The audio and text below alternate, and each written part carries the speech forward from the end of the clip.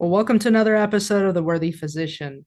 I'm your host, Dr. Sapna Shah Hawk, and today I have Shiella Dowlatshahi in with me today. And this is going to be a different perspective. Now, she is not a physician, but her father was, and she shares insight from one that was at the bedside, looking at a physician being a patient, which gives us a different point of view of the medical system.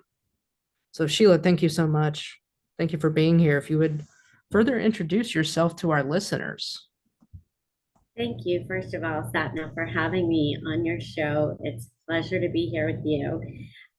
So my background really goes back to very early on after college. I started into the biopharmaceutical industry, spent a lot of years on the commercial side, ended up going to grad school much later in life after my children were fully grown and took a stab at getting my graduate degree at Tufts School of Medicine in pain research, education, and public policy, which was an amazing adventure. I graduated with honors, which was fabulous, and shifted a little bit more into the medical and scientific relations or medical affairs part of industry.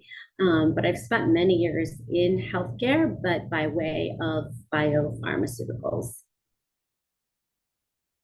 So, that gives you an even different perspective as well. So, not just from the bedside, but also from an interesting perspective of the biopharmaceuticals. I think that's an area of research very up and coming. Is that correct?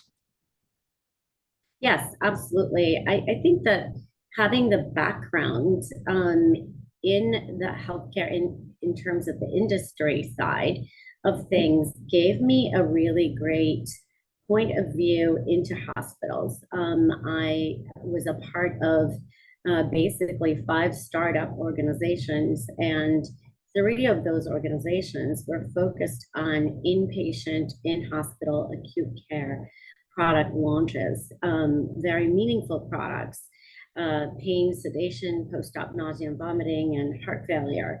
So I spent many, many years speaking to doctors, meeting with them about their patients and what challenged them in their work. But as in addition to that, as you mentioned, my father was a physician who loved to teach. So he would take me to his office and taught me how to read an EKG and how to read a Holter monitor. Results of it when I was very young. And it was quite inspirational, and it really helped me to understand what love of learning is all about. And I've been a perpetual student of medicine, just reading articles for fun, which might sound kind of weird to the non-medical people out there, but there's a love of learning that I got from my father, and I'm grateful to him for that.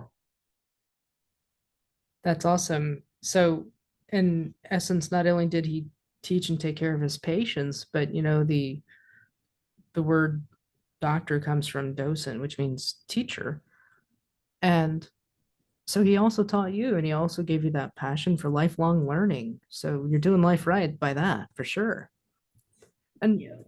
it's interesting though, looking at I think the healthcare industry from startups, because there's a lot of, I think, ingenuity in there, and the genuine want to help people and help patients and improve outcomes. How did that how was that narrative with your father's journey? So if we can back up a bit, and if you can tell us a bit about your dad and his specialty, and then when he became a patient within this healthcare system, how did your view change, going from biopharmaceuticals and startups to being at bedside? I'm really interested about that. Thank you for asking the question. I think it's a complex question, many complex issues that go along with being at the bedside, which I was for 7 months with my father.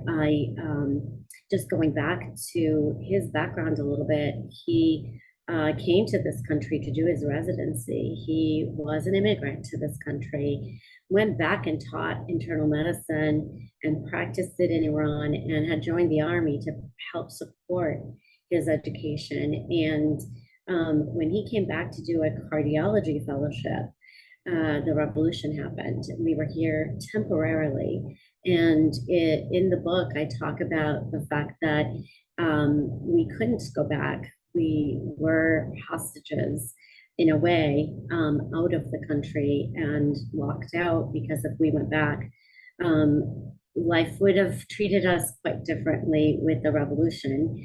So he continued to practice here, and he practiced, in fact, until the age of 84.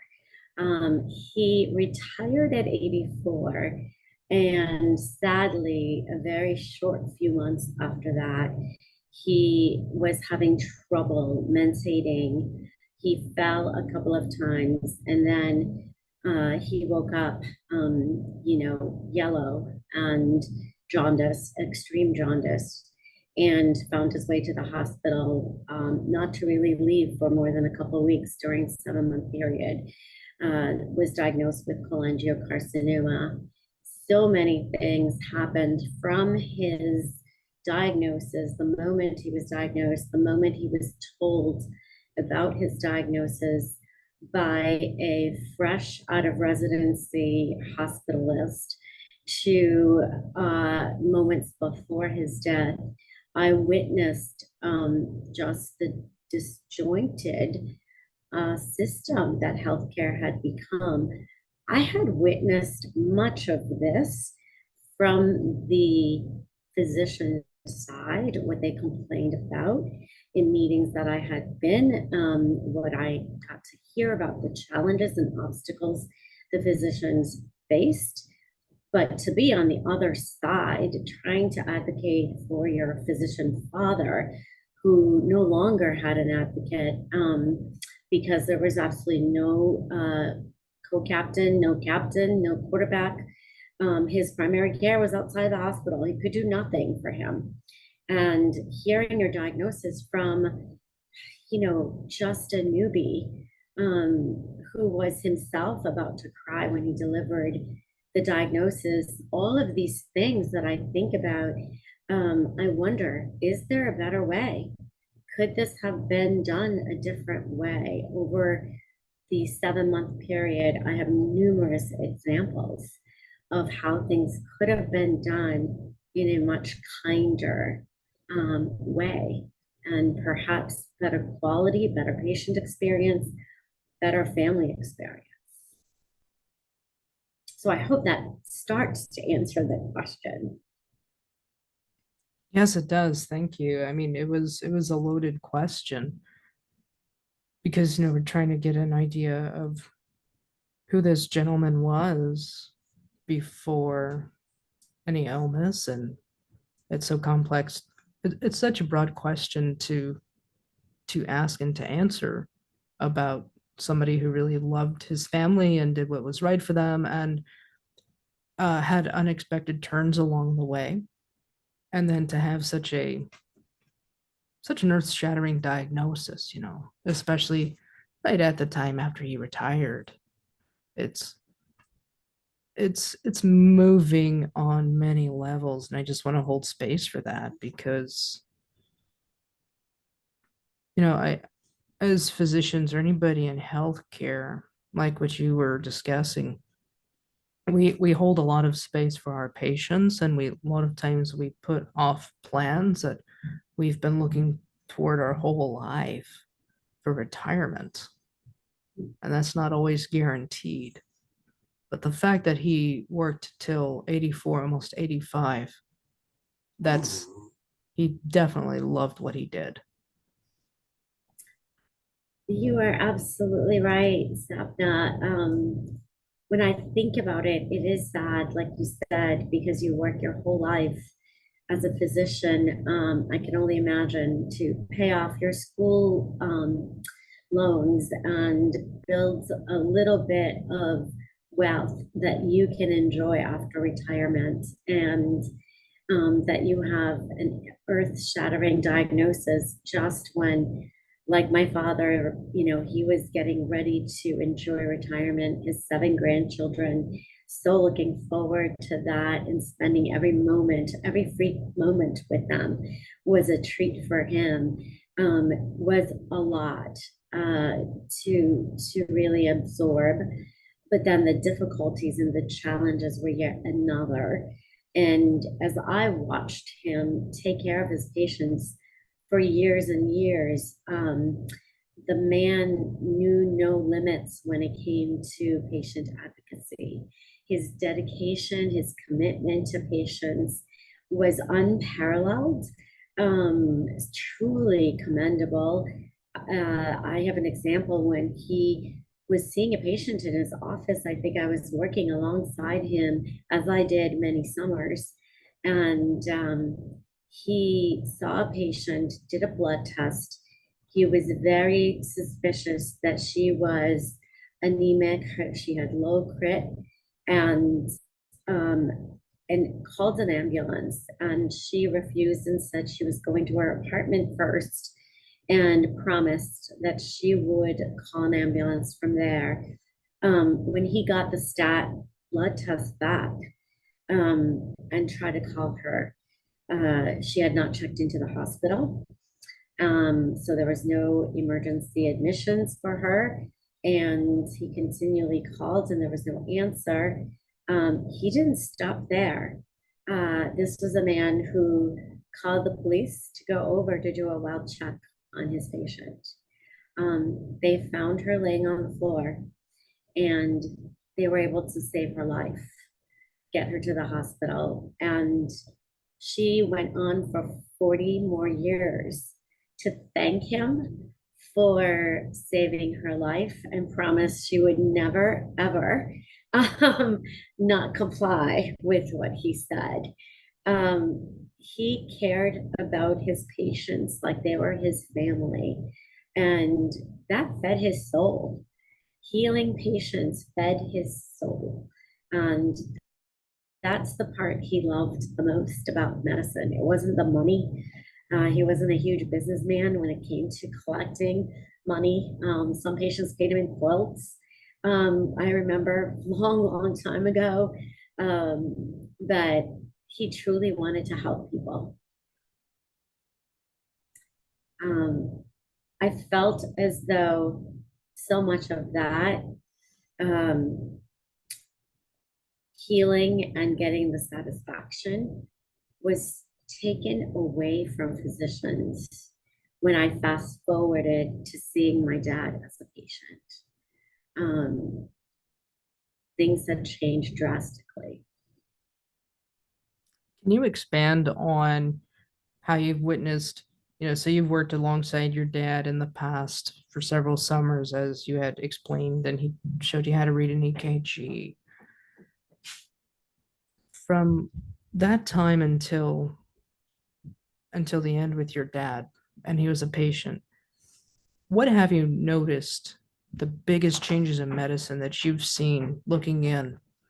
What are the biggest, say, top 3 changes you've noted?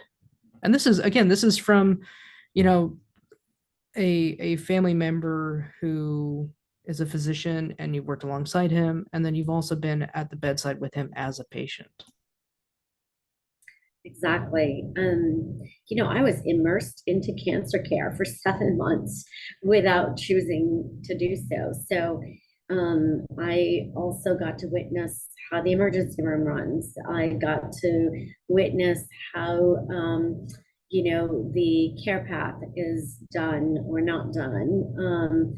I got to witness how the patients are transferred between floors, and the number of different consults and people who come in. And what I conclude from all of that to your question about the 3 points is I witnessed an extremely disjointed and disorganized system without a real advocate for my patient, despite the fact that he mainly had an oncology team, but they were all different members of maybe a 15-person team. And it really depended who was on call and on service, visiting and making rounds with patients. So that was number one. Number two, I saw a very dehumanized system, impersonal system that really was just so different than what I had witnessed. And sometimes I saw the physicians just kind of walking through the steps, checking the list, and it wasn't their fault. It was just that medicine seemed to be tripping them every which way along the way. Uh, and I saw a lot of focus on profit versus the patient, rather than the patient coming first. There were a lot of things done for the profit of the hospital versus what was best, perhaps, for my father. Um, those are the three things, really, just disjointed system, dehumanized, and profit versus patient, if I were to summarize. I don't disagree. I don't disagree. It's very difficult to navigate a broken system and one where everybody is, all departments are understaffed, overworked, and on minimal budget, many times in order to increase profitability, as we've seen with the private equity and venture capitalists coming into medicine and the for-profit systems. One of my main questions is, even though, like you shared the young physician that came in and was uh sharing the diagnosis with your father, that that is never easy news to give to someone, even especially if you have that long-term relationship. I can definitely say I've cried with more than one patient. It's common. um it's a common practice, and that I think many have, to show feelings because we truly do care. But how how has medicine become dehumanized, or how do we lack the human touch? And if we can put aside the checking boxes, which none of us like, but it's like if we don't do certain things or document certain things, that there's no reimbursement. But is it that there's lack of eye contact? Was it that there was a computer between the patient and the physician? Was it that um, things felt rushed? Um, if you're able to capture any of those, or anything that took away the human touch. Yeah, I have to first really underscore the fact that I don't think that there was one physician in the hospital that we came across who wasn't in medicine to do great things for patients. I didn't come across a soul that didn't mean to do the best they possibly could that day. What I do mean is there is a system bigger than life, bigger than the individual in the hospital that has taken out that real soul of the hospital, soul of the provider. And that's really the culture. You brought up a great point, private equities. taking over, investment firms taking over. There used to be these little tiny hospitals run by a CEO who was a physician himself and cared just about the same amount about the providers as he did the patients. That's what I mean when I say dehumanized for all involved, patients and physicians and the rest of the staff and providers. And I think that burnout plays a huge role in all of it. The physician who delivered the news, fundamentally, I wanted to give him a hug because I felt bad for him. He was on the verge of tears, and the system put him there. He was a hospitalist who graduated only 1 year out of school instead of, I suppose, who I thought should have been there. I may be wrong. When my father early on was practicing, he would round on his own patients. If there were news to deliver, like cholangiocarcinoma to a patient, he would be in the ER delivering that news shortly after his patient was admitted. Um, I think that it was really that his own physician wasn't there who knew about his culture. That's another part of medicine that I think when you've had a patient for a long period of time, like he did, he understood the family dynamic, the culture. How should he deliver the news? Who should be there when he delivers the news? None of those things were considerations.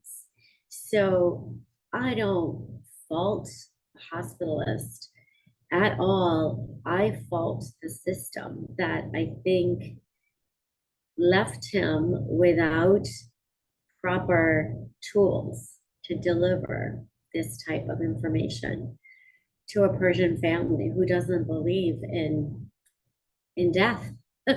um, they don't want to hear about it, or there's a very ginger way to deliver news too. So I hope that makes sense.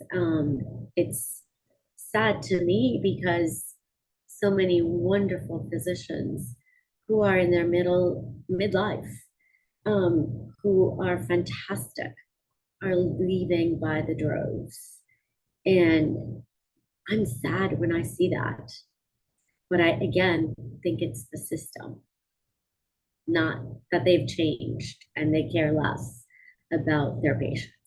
I hope that makes sense. That does, and that was very beautifully said. Thank you for that, because I think you've embodied, the shift in the culture change in medicine, where the physician was actually able to be more involved.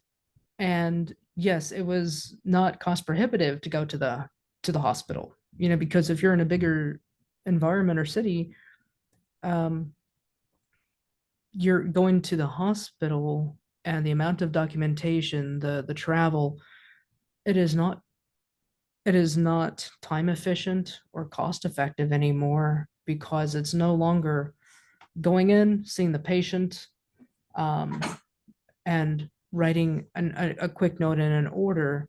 The EHR has doubled or tripled everything. You have to, even you have to scan the bracelet to make sure that you bill for it. And I understand the system is really messed up. And you're right, a lot of physicians are leaving or cutting back or retiring early because of the system. We are not prohibited, we're not encouraged really to do why we went to medical school, which is to heal patients. And so for those that are listening, yes, it is cost prohibitive to go see patients depending on your specialty, because there's minimal reimbursement. It does, you're not compensated for your time or anything like that. And it's a very poorly planned system. It is horribly planned out, and I think we're at a brink of either something's got to change, or it's going to get worse. And thank you for highlighting the fact that, delivering the news to a Persian family. I'm not, my background is Mexican and Asian Indian. And I think culture does play a role. And a lot of times in a fast paced hospital system, we forget that. And it's not on purpose. It's because we're not given that time. We're not given that grace.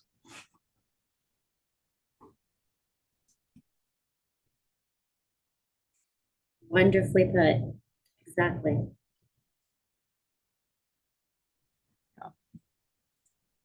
And but I mean, in medical school, we are taught to do that. We are taught to take that into consideration. But it's the culture of medicine, the way we're taught, and the art is really lost in translation within this system.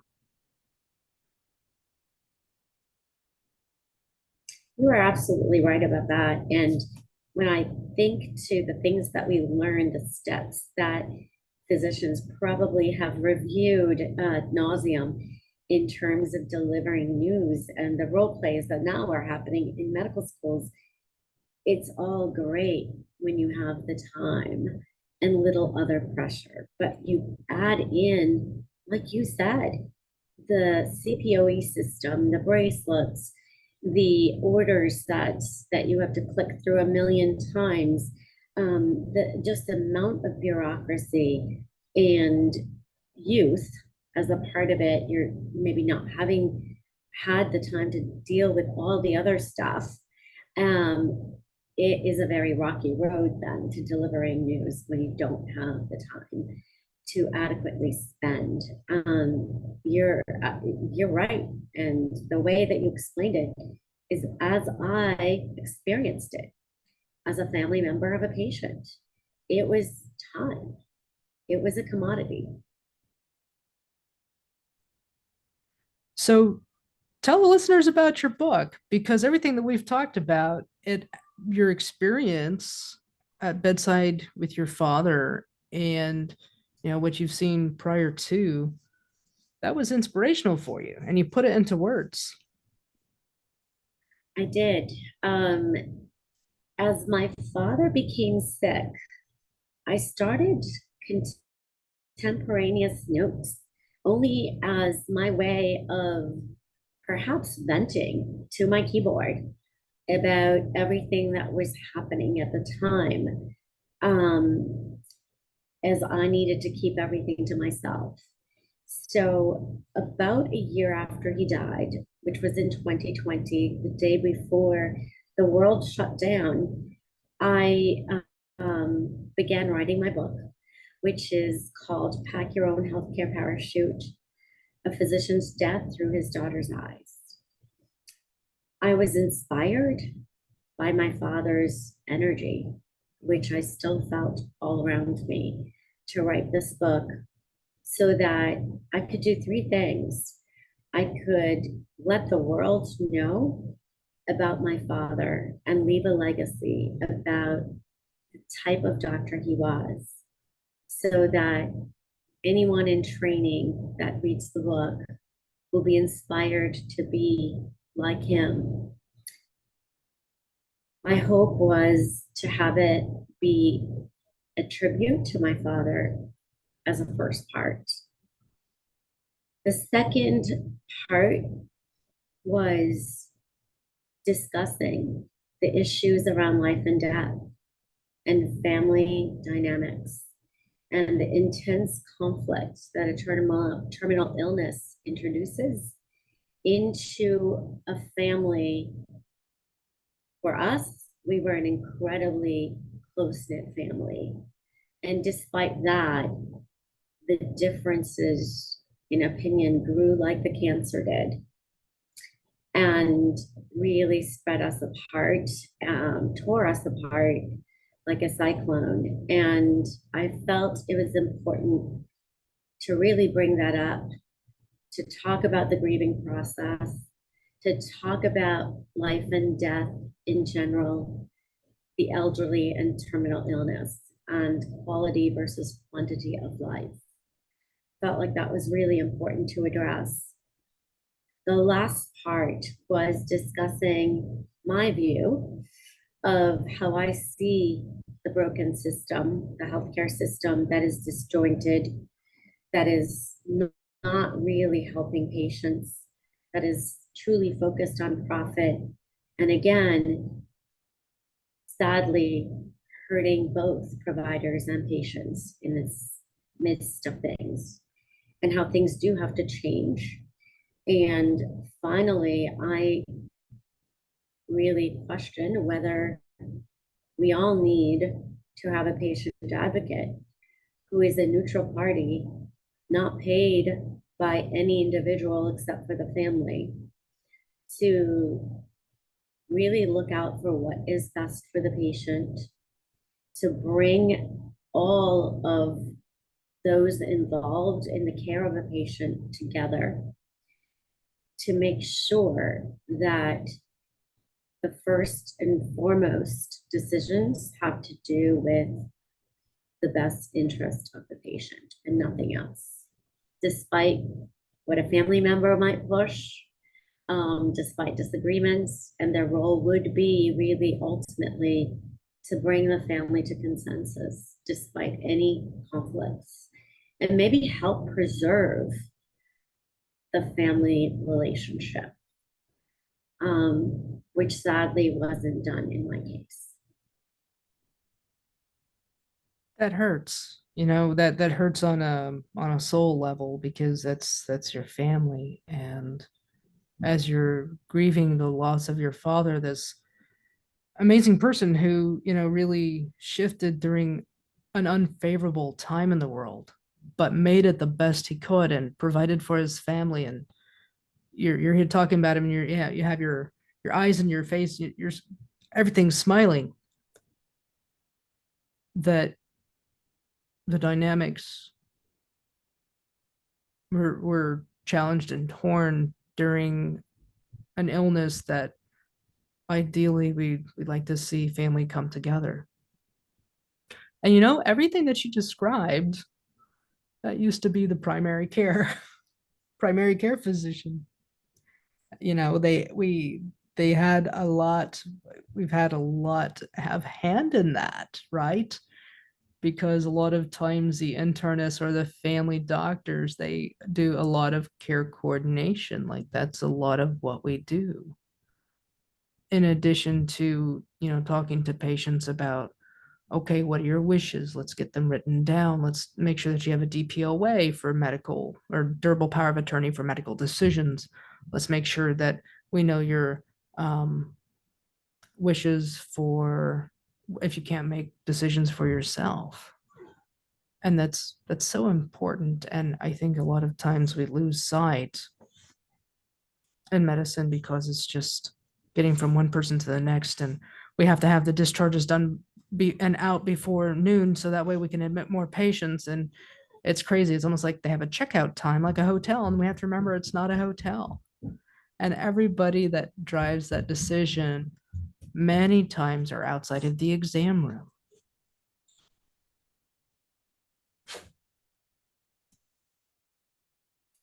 You're right. Exactly right.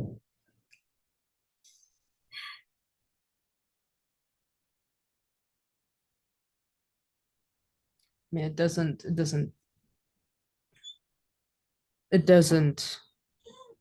take away anything, and I'm not trying to downplay anything you're saying, but everything that you're saying is something that, you know, we as physicians, we as primary care docs, a lot of us train to do that. And even the hospitalists initially do have training to do that. But a lot of the art has of medicine has been lost. I think we've become, the system has become slaves to the almighty dollar. And that's exactly what I meant by dehumanization of the system at every level. And that was very painful to watch as I myself felt horrible for the physicians who came into round. I got what they were going through, even though I was desperate for an advocate, a primary care, like you said, to be there to coordinate everything. I knew it wasn't that particular person's fault in any way. Even when we were denied medications that were helping my father, but they were stopped due to cost, I knew that it wasn't the pharmacist's fault who was denying the refill or the renewal of the order. I wasn't blaming anyone except for the system. It just became more and more clear. As you said, it cannot sustain itself the way that it is going. It just won't. We already have a tremendous shortage. My daughter is a nurse. I watched her during the pandemic, um, and she nearly left the system. And I'm grateful that she's still involved and doing her failure research at this time. But those 2.5 years of just being a COVID nurse, a year out of school, and dealing with all of the bureaucracy besides seeing patients die day in and day out was traumatic. And I don't know how people who are coming into medicine now or started during the pandemic, physicians and nurses and other providers, can possibly continue in this system. They've had an extra traumatic experience. You're absolutely right about that. And it's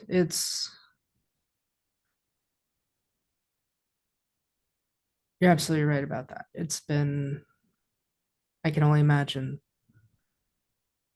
So where is your book available though? Where could the listeners go and get a copy? Because there's so many great points about not just your dad and his passion for medicine, which I think we can all relate to, but also navigating the system. And you're right. A lot of what happens is the system. So my book is available on Amazon, so very easy. Pack Your Own Healthcare Parachute, A Physician's Death Through His Daughter's Eyes. And it is also available at Borders bookstores now, I understand.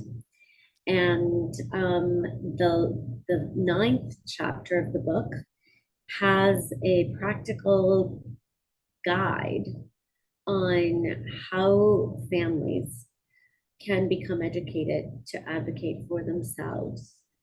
And again, I recommend highly that perhaps they look to retain a patient advocate if they don't have the ability to have a nurse or a doctor or someone with medical background or at least healthcare background to be the advocate, the patient advocate in the family. Why I think a patient advocate even is better in terms of an idea to advocate for a family member is they are neutral and objective.